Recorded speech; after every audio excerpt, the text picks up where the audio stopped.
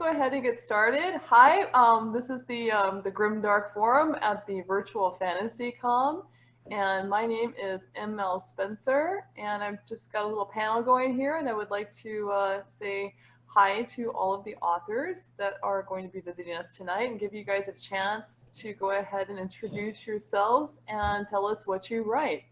So I guess I'll start off.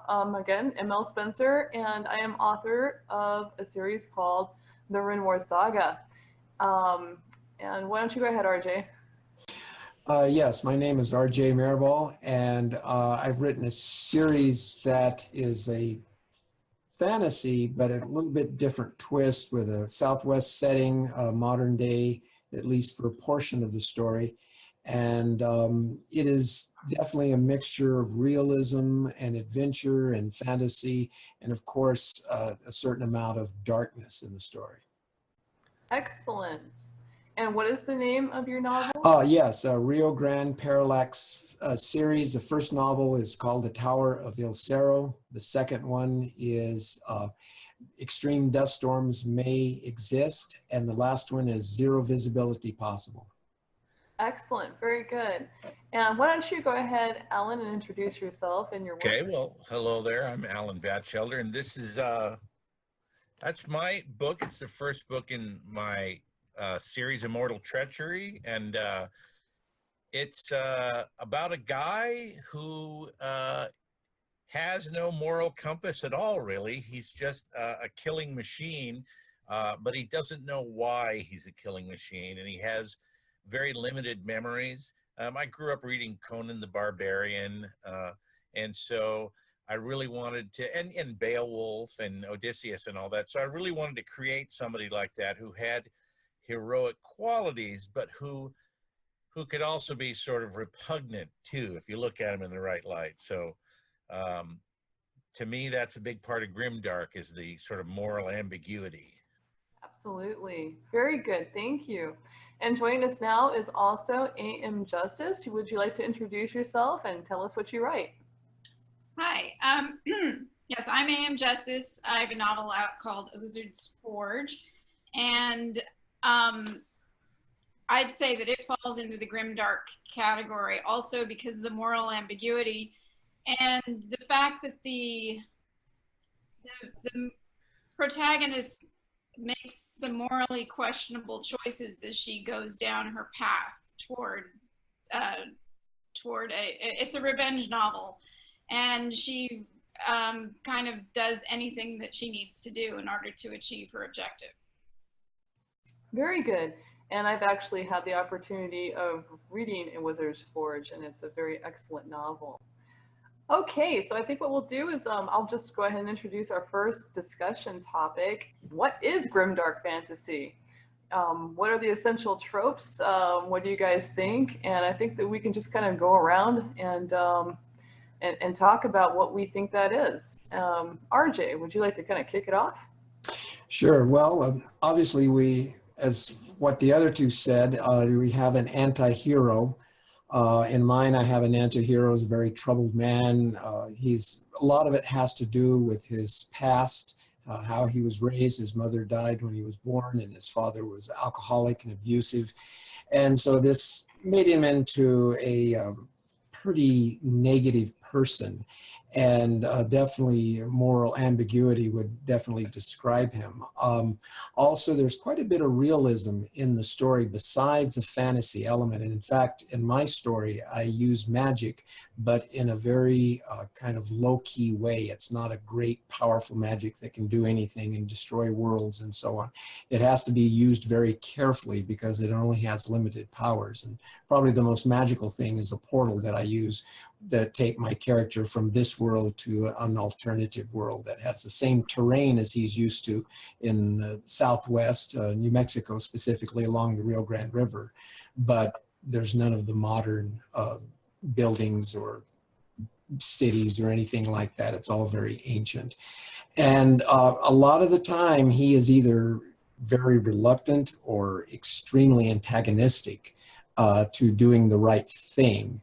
I must admit, though, he's a bit of a Scrooge, and there is hope. So mine does have a little bit of light at the end of the tunnel and so on, although maybe more satisfying than a happy ending. Very good. Thank you.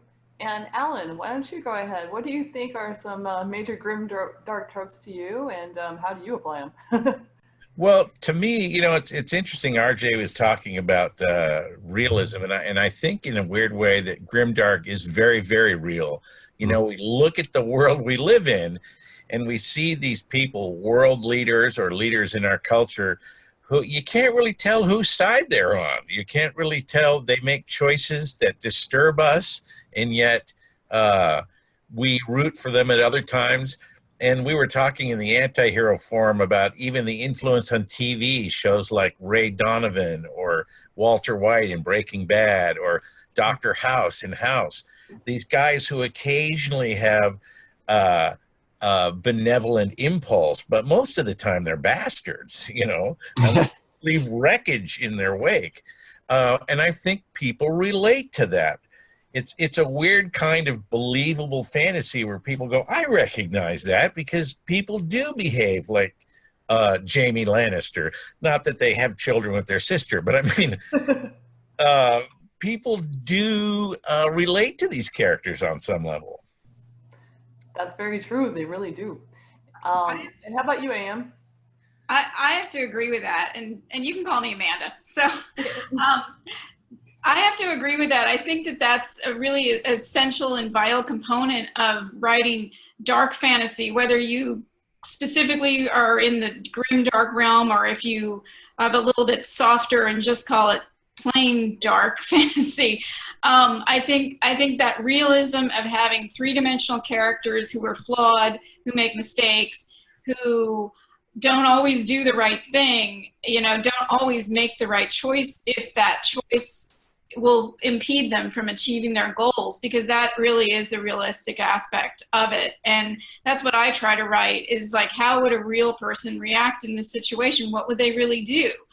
And as far as leaders go, sometimes with leaders you have really horrible people, but yet they do good jobs as governors. And so you have to take the good with the bad, and you have to say, okay, well, this person might behave in a morally questionable way in private, but in public they do things that I agree with, so I'm going to support them. And sometimes in the fantasy realm you can explore that a little bit, and it's certainly something I've tried to do with the antagonist of my series. Is he's somebody who does behave in a very, very personally heinous way, but actually has the betterment of humanity as his end goal. Very interesting. I'm trying to think of some tropes that you guys haven't covered yet. The only one I can really think of that's coming to mind is realistic consequences. I think when we look at this normal, I guess, epic fantasy, noble bright fantasy, that's probably one of the things that definitely distinguishes grimdark fantasy, is that the realistic consequences. If X hero makes X choice, it's not always going to work out that way. And it's not always going to be the fate that we would expect. You know, in the real world, people can die from something silly, like you got cut with a sword and you die of infection. That's not something I think that we see in just typical epic fantasy, but it's definitely something that you can find in grimdark fantasy. I think that even the main characters are not immune to those kind of consequences or the consequences of their own choices. I'm trying to think exactly how my series kind of echoes that. My heroes and anti-heroes are constantly struggling with choices that are basically a mixture between bad, horrible, and worse than horrible. And there's never really a good choice.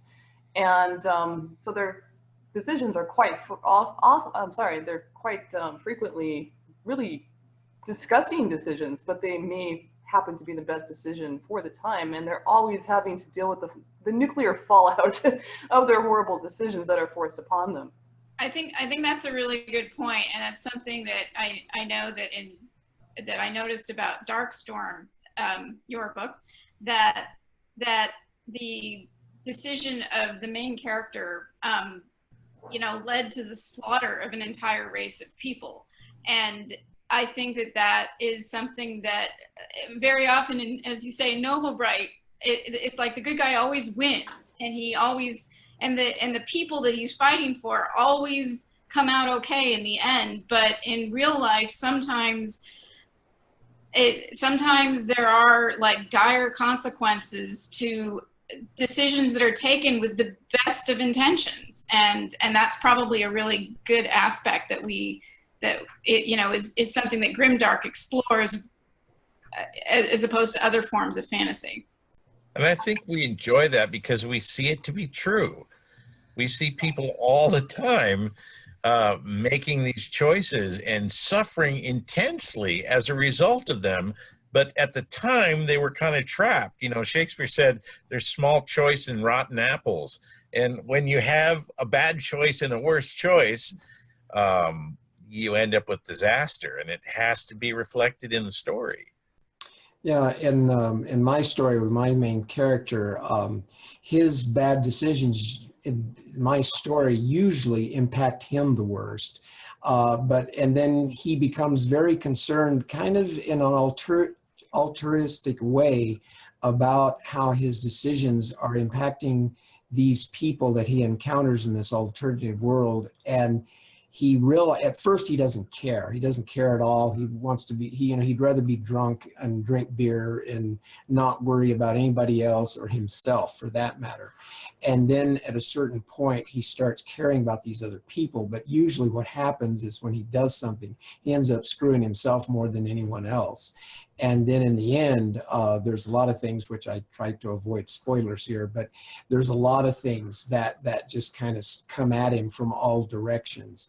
And the interesting thing is he cares less and less about himself and more about other people, which is kind of his redemption, you might say. But it's not a, you know, flowers and little birds singing in the background kind of redemption. It's more of a realistic redemption, and that we would see in real life, where somebody, you know, finally goes beyond himself and realizes there's other people in the world that they're impacting. Okay, very good. That's very true. So we discussed a little bit here today about anti-heroes, and I think anti-heroes are very prominent in the world of grimdark fiction. I definitely use anti-heroes as my characters pretty much almost exclusively. How do you use anti-heroes, and or don't you? Is it that common of a trope? Is it actually a prerequisite for grimdark fiction? Why don't you go first, Amanda? Well, I would say I wouldn't necessarily call Vic an anti-hero, because she is, I would say she's actually pretty traditionally heroic, but she makes a lot of mistakes, and she makes a lot of decisions that have consequences for her in the first book, and will have consequences later on in the series. So I don't think that an anti-hero is necessary for a piece of grimdark fiction. I think there are also, you know, there are different degrees of grim darkness, and I would not classify my own novel as the darkest of the grimdark books at all. So mine's more, you know, more in the Game of Thrones realm, where there are a lot of, like, quote unquote good characters that you want to root for, but not just like the irredeemable bastard protagonist. That's not what I am. But I think another important element for just in terms of storytelling is this aspect of hope. And I think that's really, really important, that, you know, as a reader, I need to have some hope that things are going to turn out okay. Even if they don't turn out sparkles and rainbows, they're going to be okay, that there's going to be some redemption for the hero and his or her bad deeds. And not every book has that. And I find stories that don't have that element of hope a harder sell for me personally. Very good. Yeah, I feel like I need to like the characters, and with my anti-hero, I found it kind of interesting because I set him up to be pretty obnoxious and this, that, and the other, and then I started asking people that had read the first book, and so what do you think of Don? Don's my main character, and they said, well, he's kind of obnoxious and foul-mouthed, but I like him, you know, and so I was kind of interested by that. But then I have other characters. I have about 4 or 5 other characters, which are pretty major characters in the story. And most all of them are decent, very decent people, and they're trying to do the best, and they contribute quite a bit to the conclusion and the resolution of the whole series, not only particular novels of the first, the second, or third novel, but the whole thing. And I think that contrast is good because you have these people that, and one of them is a teenage girl, and she makes mistakes, and she's being a teenager, she's a little unwise sometimes, and she doesn't think out, you know, what the consequences of her actions are going to be. But she's well intentioned. She just gets herself, and especially her friend Marky, who has to cover for her, in a lot of trouble. And so I think it's interesting to have that contrast. And so, you know, yeah, we have grim dark, but it's not to the point to where at the end everybody dies and you're glad they're dead because they're all horrible people anyway. Like Amanda said, you've got to have some kind of hope for something, for somebody that you can identify with and say, okay, they're a decent person. I think too, it's worth following the masters. You know, I think of Shakespeare in a play like Titus Andronicus, where, you know, it's one of his goriest plays, but it's also one of his funniest plays. There's a very grim, dark humor all through Act 5, and frequently when you go see the play, people are laughing, you know, out loud at some of the ridiculousness of it. I think for me, my minor characters are more the vehicles of hope. My main character, Vikers, is that irredeemable bastard, and he's really a pawn in a larger game that he can't see initially. But the smaller characters carry the hope. But I also think humor is really important. Or maybe I'm just an old ham. I did stand-up for 9 years, and every once in a while it kind of creeps in there. And I think it's going back to learning from the masters, it's useful to follow a really dark, disturbing scene with a little humor. I mean, you get to the end of a movie like Das Boat, and you just want to put a gun in your mouth, you know. So after these scenes of murder or the Red Wedding or whatever it is, it's nice to have a little bit of, you know, a little candy or a little bonbon for the readers. So I know exactly what you mean. Like going to the movie, using movies as an example. I personally cannot stand The Bad Lieutenant because it is just, it's relentless in how grim it is. And it's just, you know, a long downward spiral into that Harvey Keitel goes through into, like, you know, utter ignominy. And I literally, I can't get that movie out of my head. I saw it probably the one and only time, maybe 10 or 15 years ago, and it's still like stuck in my head. So it's memorable and it was successful in that respect. But if I come across it on TV, I will walk out of the room. My husband will actually stop and watch it, but yeah. I have to walk out of the room because for me, that's too much. But if something with a little bit of humor, that makes all the difference in the world, and I can take that. I like characters if they're funny, and it makes it more readable and engaging for me personally. Yeah. I think you can be cruel to your characters, but you can't be too cruel to your readers, or they won't come back. Right. Yeah, I think Alan really hits the nail on the head too, referencing Shakespeare, because if you look at Shakespeare, I mean, he's kind of set the pattern for all the rest of us down through the centuries. And yeah, he had some pretty awful characters, especially in his tragedies, like Macbeth, for instance. And yet there's something about Macbeth, you kind of feel sorry for the guy at the end of the thing when he dies and gets his head chopped off, and you think, poor guy, he just didn't quite get it, you know. And you mentioned from Breaking Bad, which was filmed and takes place right here where I live in Albuquerque, New Mexico. And so we all love the story here, but we love it because Walter is such a train wreck. Oh my God. Walter's also the thing that was Walter was lovable because Yeah. his ultimate motivation was to ensure that his family was going to be okay after he was gone. Right. And, you know, and then once the cancer got taken care of, he's still, he was still motivated to make sure that his family was going to come out okay. And so you kind of hung in there and rooted for him, even as he himself went into this descent into hell, everything. I would definitely argue that it kind of started out that way as far as his motivation, but I think by the end of the series, perhaps his ego was more of a motivation. Yeah. No, that's true. That's true. It did become that way, but I still think maybe he was just fooling himself that, you know, that he was, I think he personally still believed that his family was his, saving his family was his ultimate goal. Well, if you like that, you should watch Ray Donovan because it's a very similar kind of journey. Mm-hmm. Yeah, I think that business, the self-delusion, is very important to some of these characters that we're all talking about, and probably have in our very own novels, you know, that they somehow delude themselves and what they're doing and why they're doing it. Totally true. Very true. I want to talk about kind of the use of contrast too in my novel, Darkstorm. I like to really use mirror characters so I can actually really show that contrast.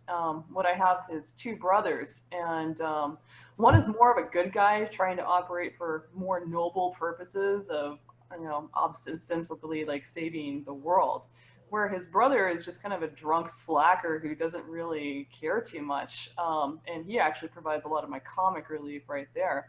But I kind of like to play off these guys, and I really like to kind of portray the moral ambiguity so that the brother who's kind of more of the noble type guy, I think the readers by the end of the novel kind of start questioning whether, you know, he's coming from the right perspective.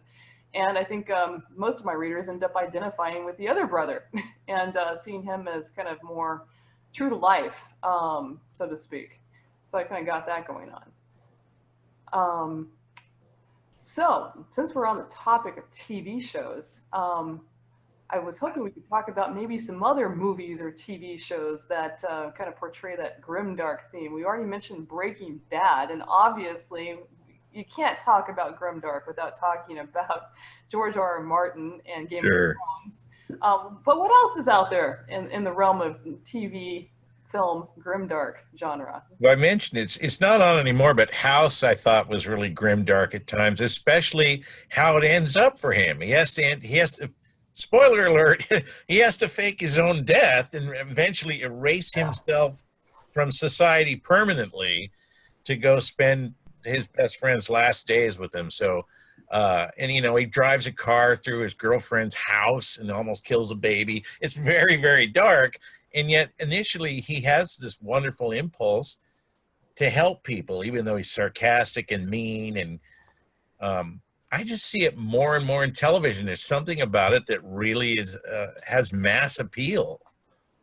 I think that television, especially some of the off-network shows, they're able to go places that you used to not be able to go to because everything used to have to be family oriented. But now with the paid networks and the streaming services, you can explore themes and sort of the darker decision making that people go through.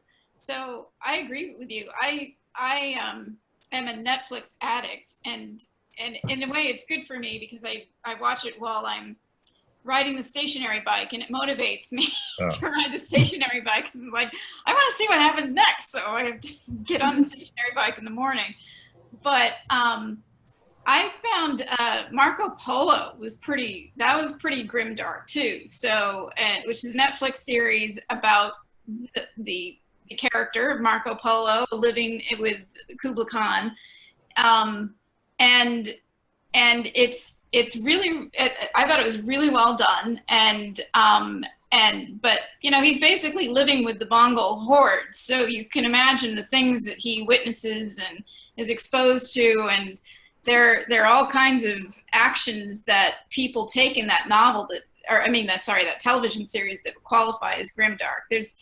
There's no magic. There's no really fantasy elements in it. It's pretty much straight historical, but I'd say it definitely qualifies for it. You know, interestingly enough, I was here thinking, okay, now what would be my example? And strangely enough, just recently, because I had recorded, I didn't have a chance to see, but this new, amazingly enough, for dark fantasy or science fiction, the new Star Trek series, Discovery. And I saw the first episode of it, and I thought, what? This is Star Trek? I mean, it's very dark. It's very grim. I saw a lot of inconsistencies with it if it's supposed to come between the original series and the next generation. I thought, okay, whatever. But then I realized that what is going on here, because I have not seen the J.J. Abrams remakes of the Star Treks, and those have taken on a darker thing. It's still got the optimistic character of the original Star Trek series, all the different ones, but there's a real dark element to it, the way it's filmed, the characters, the story, the struggles they have, and so on. And I thought, wow, I mean, what are they doing to Star Trek? And so as an old Trekkie from, you know, when I was in college watching the original series, when it was originally televised, it kind of threw me, and I thought, wow, this is not like what I used to know. So there is that element going through a lot of our popular entertainment today, and not just fantasy. Well, even in comics, I mean, Christopher Nolan's Batman, very, very, you know, borderline psychotic at times, capable of killing people, and yet, you know, he's a vigilante, and yet he's supposed to represent something good in us. We like that. It's like a haunted house. We can enjoy it at a safe remove, but we don't have to live with Batman. Right. Or Walter White. On those same tokens, that in terms of comic book heroes, the Netflix Jessica Jones and Daredevil are also very dark and you know, unflinching in their portrait of really flawed heroes and their struggle with violence and whether or not they should actually use lethal force to deal with their enemies. So I think that, and that's been an interesting thing to watch, and something that I think a lot of us as authors sometimes struggle with. It's definitely a question that the main character of my novel struggles with is, you know, her intent is to use lethal force, but, you know, will she in the end is the question. So I'll tell you, you guys are making me take all kinds of notes in all these movies that I wasn't aware of before, but now I'm really excited to see. You know, I was also just kind of thinking, you know, it's amazing. I didn't even know I was writing Grimdark, honestly, until about a year and a half ago, until somebody suggested that I actually check out a Grimdark site. And I'm like, what is Grimdark? I had to Google it. I had no idea what it was. And since then, I've realized just about every TV show that I've ever really been like fixated with since I was little is actually kind of grimdark. And I never saw the link between them until later. You know, a great example is right now I'm watching Battlestar Galactica, the remake. Now, it's true, I actually got really into Battlestar Galactica, the original one, when I was little. And I was just obsessed with it. And now watching the remake, I'm saying, wow, this is really incredibly grimdark, more so than I ever really thought. And I'm seeing the same ideas kind of echoed in other shows that I really like. For instance, last year I got really into Westworld. Yeah, me too. Yeah, Westworld. And Penny Dreadful. Did you watch Penny Dreadful? Penny Dreadful is my second favorite. It's my favorite grimdark show of all time. I was so pissed off when they ended it like that. Yeah. I wanted another 5 seasons. But I would say Battlestar Galactica is my favorite. The remake is my favorite television show of all time. That stands out as #1 for me. I love that show. You know, I remembered a movie. I was thinking of Clint Eastwood in The Good, the Bad, and the Ugly, his man with no name character, but particularly in that movie where he does some good things, but he also works to con people out of their bounty money by constantly freeing Tuco. And so and he blows up a bridge in the Civil War and saves a lot of people, but he also murders a whole bunch of other people. You can't really quite put your finger on Clint Eastwood. Is he a good guy? Is he a bad guy? What drives him? And in the end, he rides away with sacks full of gold, you know. So I think these characters actually go a lot further back than we've discussed. I mean, we started with Shakespeare, but we could probably go all the way back. Oh, yeah, you could. You can probably go back to the earliest epics. Absolutely. Yeah, definitely Beowulf, you know. Yeah. And the Greek tragedies are all really grimdark. I mean, what is more grimdark than killing your father and marrying your mother? I knew you were going to say that. Yeah. Yeah, and tearing your own eyes out. Yeah, and then even further back in the biblical stories, I mean, King David is a perfect example. I mean, here's this heroic guy, and he kills Goliath, the giant, and everything. And then he has one of his soldiers killed in the front lines so he can screw around with his wife and marry her, who becomes the mother of King Solomon, the next king, and so on.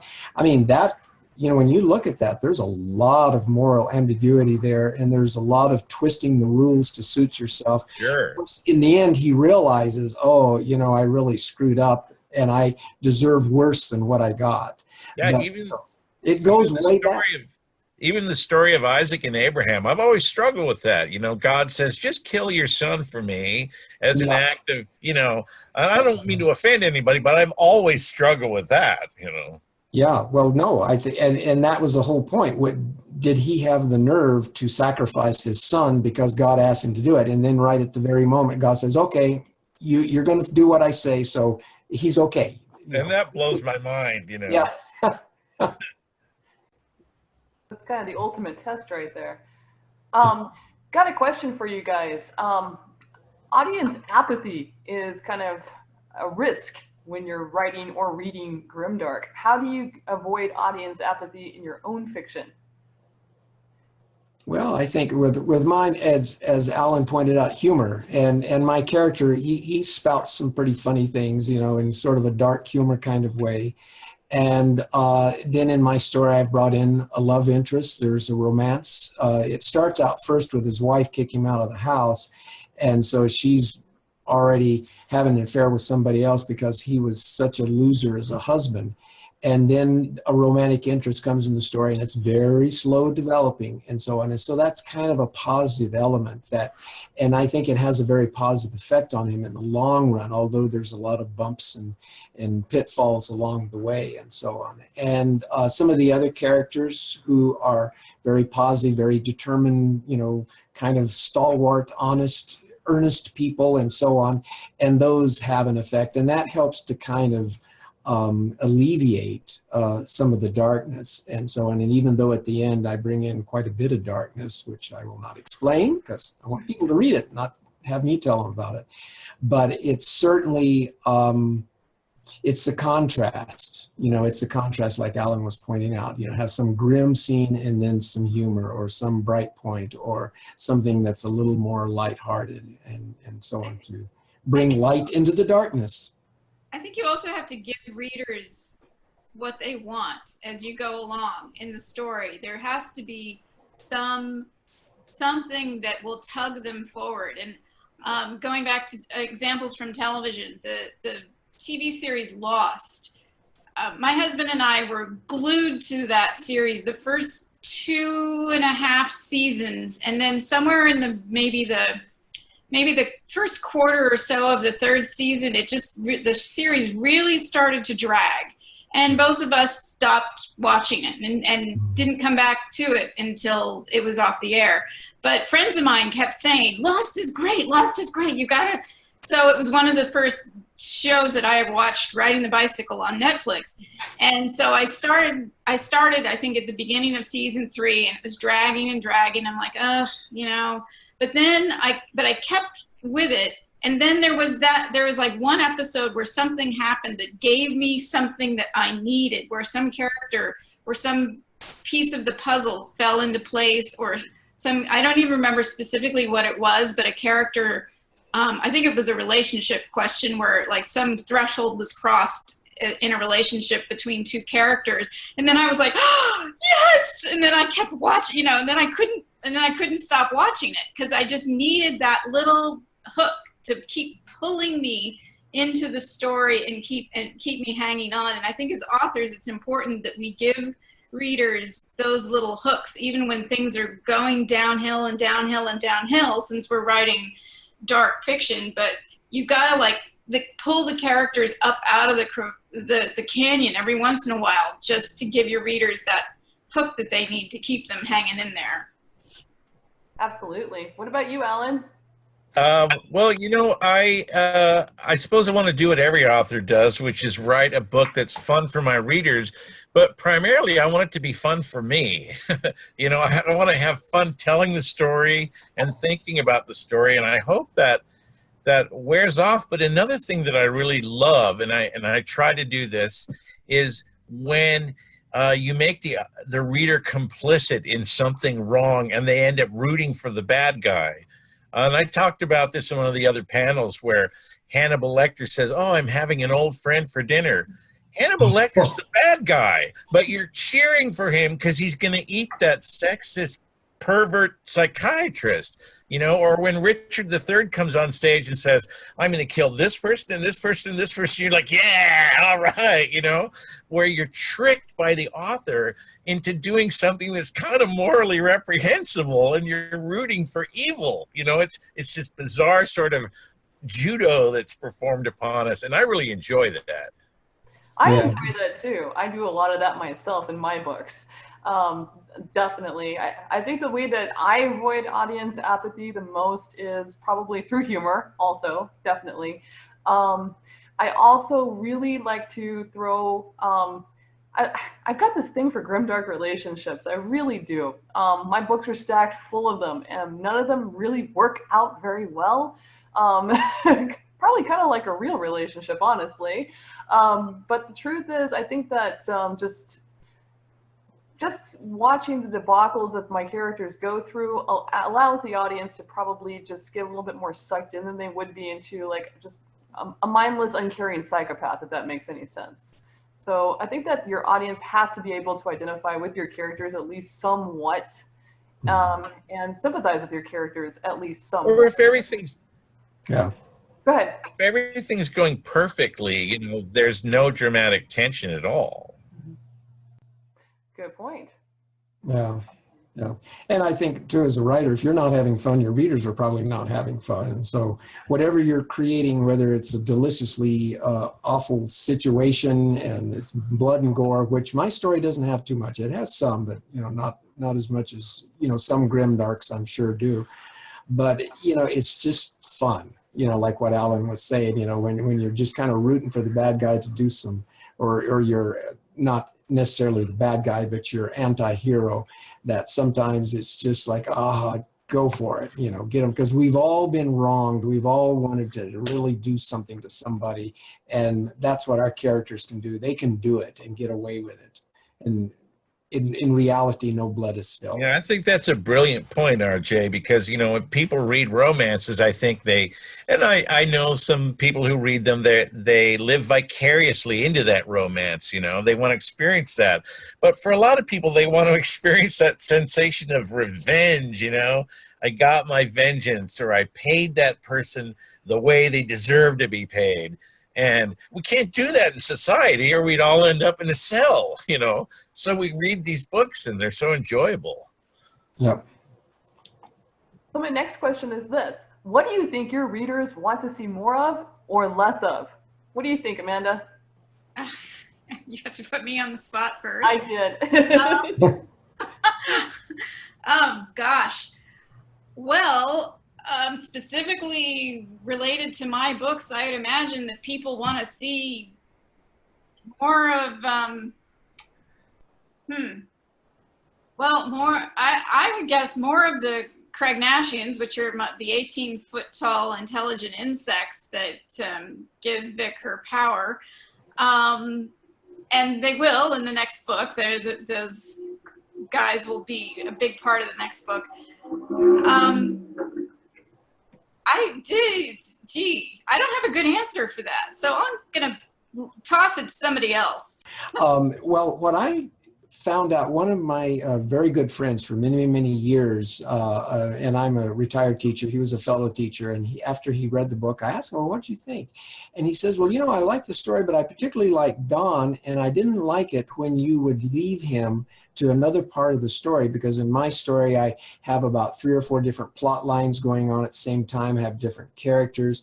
I'm trying to introduce new characters into the story. And he didn't like it when I left the character. And I thought, gee, I wonder if a lot of people felt that way. And I felt like maybe I slighted my main character a little bit by diverting away from him to bring some other part of the story up to speed. And as far as less of, gee, I don't, you know, probably the typical fantasy reader would like to have seen more powerful, fantastic magic in my story, and that just wasn't what I wanted to do. So I guess I just had to purposely disappoint some people on that. And there's no elves, and there's no dwarves, and there's no dragons, and no vampires, and no zombies. So I mean, I'm probably disappointing a lot of people, but I'm trying to take a new direction in what I was doing with my fantasy. Very cool. How about you, Alan? Well, I know they want to see book 5 because but I think I'm going to beat George R.R. Martin and Patrick Rothfuss. I'll get my 5th book out before they do. I think it's funny when you read reviews online and they say there was a lot of swearing in this book or something, you know, and no, not compared to Joe Abercrombie. I don't hardly use any profanity.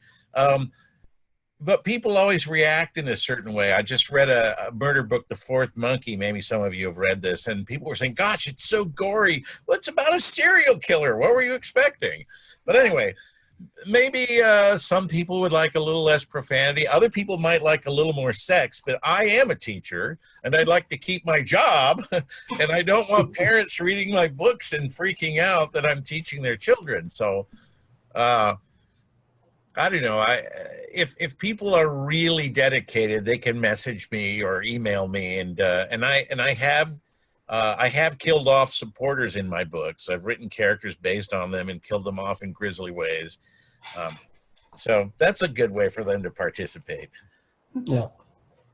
Could run a competition. I auctioned one off that way. Win the competition, and I'll kill you in a grisly way. Wow. No, I auctioned somebody off that way. I was trying to raise money at an auction, and I said, whoever bids the most, I'll kill you off. So I did. That sounds like a lot of fun.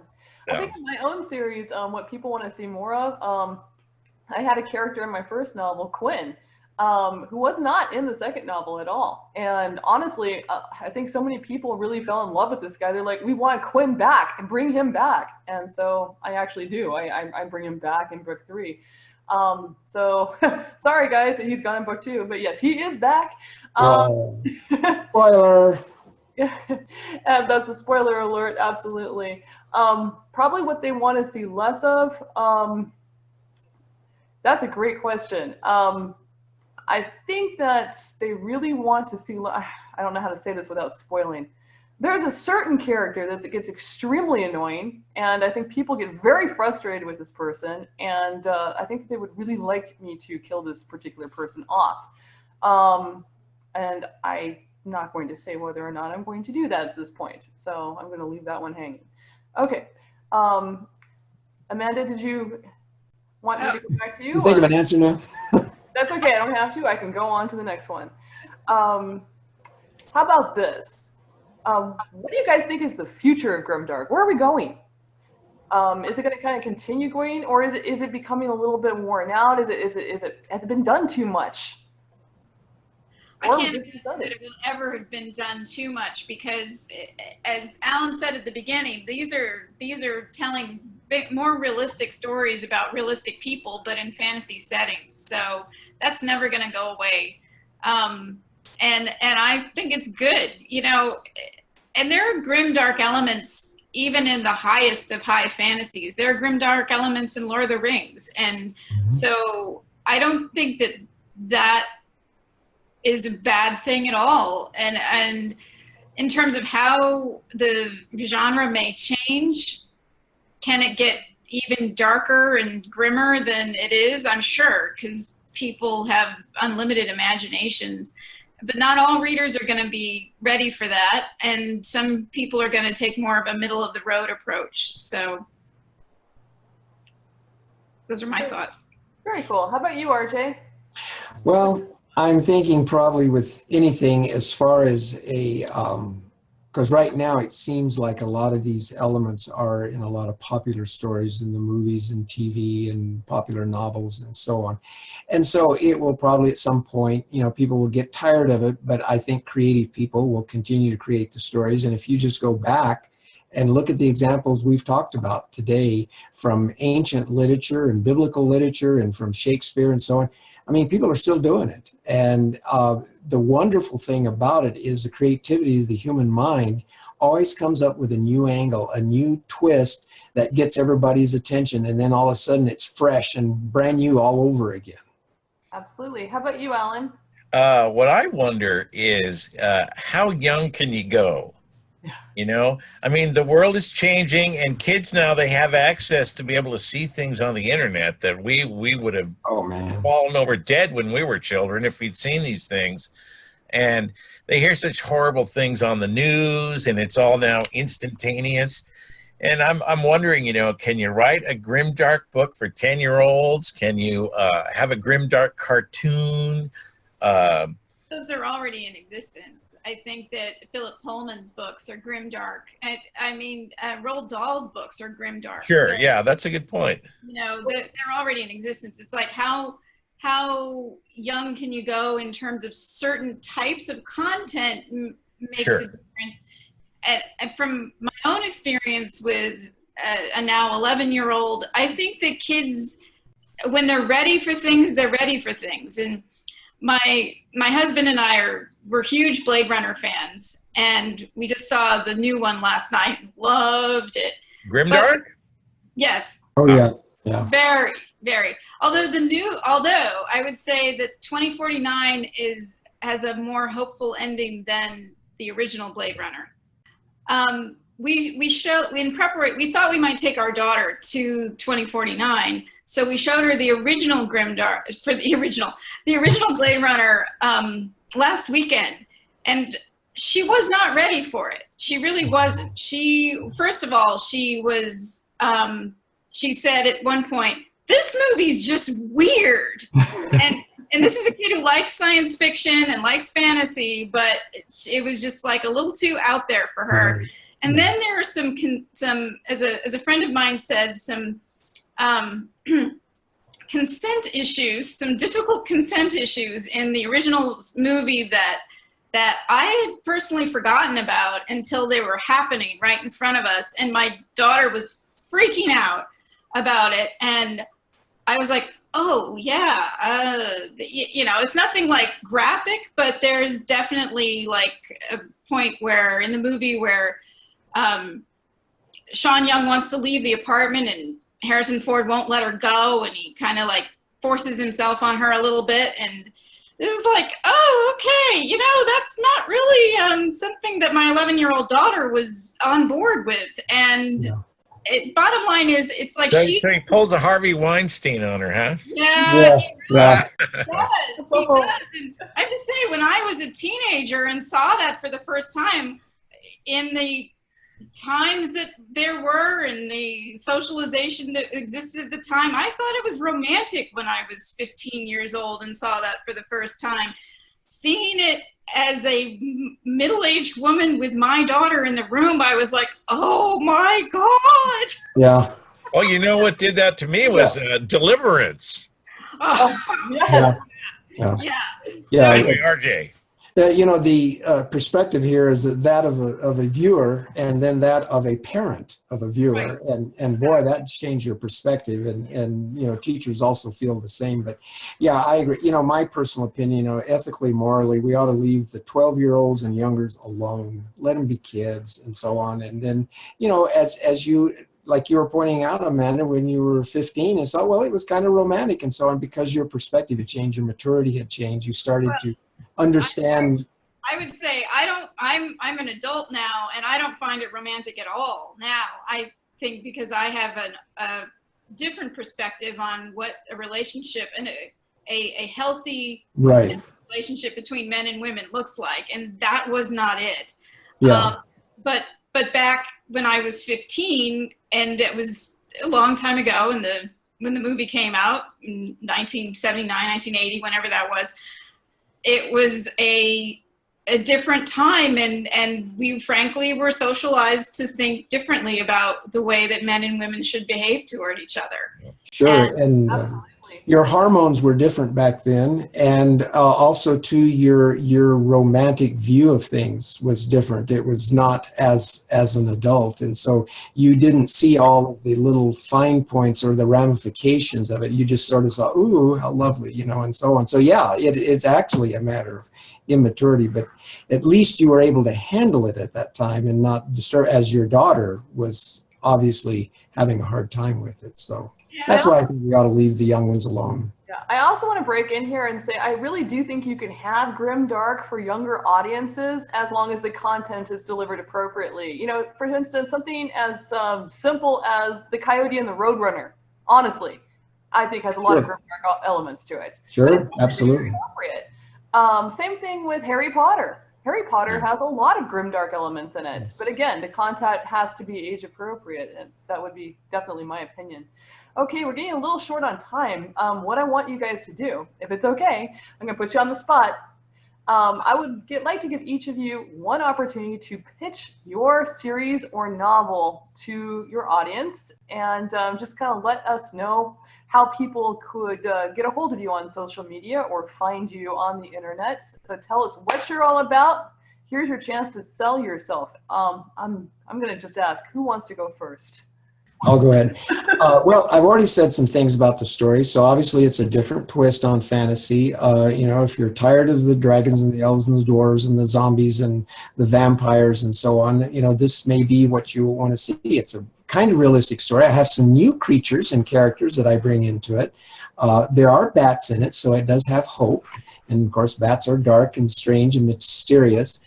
And in the story, I try to get down to what is it that motivates a person who has had some really rough breaks in life to finally come out of themselves and see that there are other people in the world that maybe they can care for and that they can do something about to make things better. And even though it's a long, hard journey, you know, eventually things arrive at a point where it's hopeful. There's a satisfying ending. As I said, not necessarily happy, but satisfying. And of course, it uses the Southwest. So you have high desert, you have the river that goes through a desert with a little forest along the edge of it, and then you have the high mountains that we have in the area, and so on.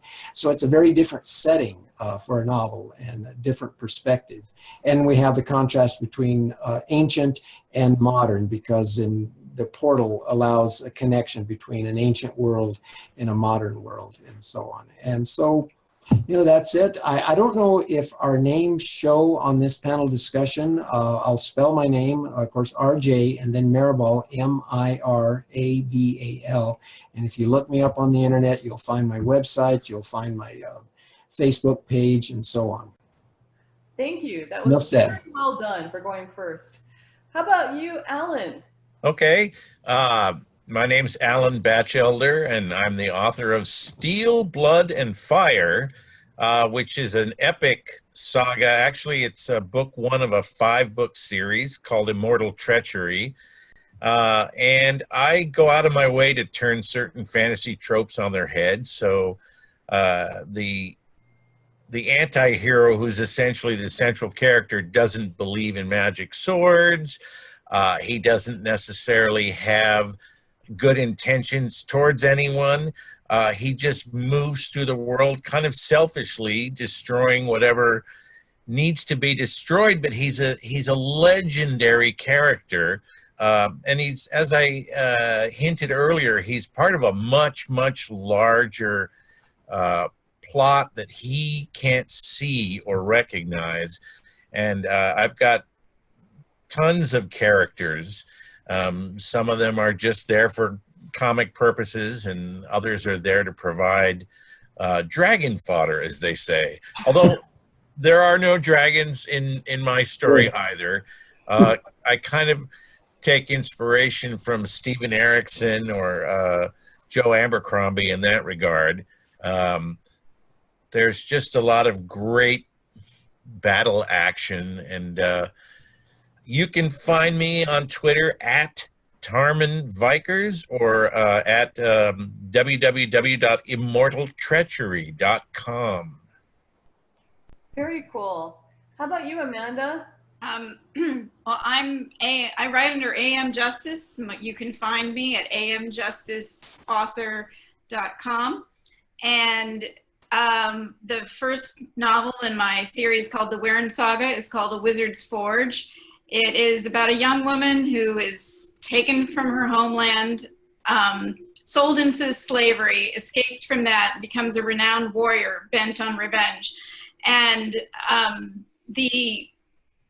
I also like to say I take some of the tropes of fantasy and turn them upside down a little bit, because it ends up being a story of a damsel in distress who goes to save the prince by the end of the book. And it is it's also a science fantasy novel, because it is a lost space colony that it's set on, and there are elements of science fiction as well as fantasy, and all of the magic has actually a pseudo-scientific explanation. So anyhow, I hope that you'll check out my work. Very good. And again, I am ML Spencer, and I am the author of the Rinwar Saga. The first book in my series is called Darkstorm. And in my series, the magic system is also the threat to the world. I have a magic field, a planetary magic field, that is undergoing a polar reversal, which is going to basically wipe out all magic and all magic users. So my protagonists have the option of either dying and having their entire society killed off, or opening a gateway to hell and harnessing the powers of hell to stabilize the magic field. And in this process, you basically have two opposing theories. One is kind of like the people who are kind of like the ends justify the means. Yeah, let's go ahead and open this gateway to hell and save everybody. The other people are like, you know, maybe that's not such a great idea. Maybe the magic folk just kind of need to move aside and let normal people live. And there's this constant squabble between that. So again, I guess the best way to find me on the internet is at my website, which is mlspencerfiction.com. Or you can also find me on Twitter. That's at mlspencer1. And I think that's going to pretty much wrap up our time for today. And I just want to thank everybody for coming out. And I had such a wonderful time. I love meeting all of you. Me too. Great. Yeah. Nice meeting all of you. I got a lot more books to read now. Oh, always. Absolutely. So thank everybody very much. And thank you, viewers. Have a good evening. All right. I'm out.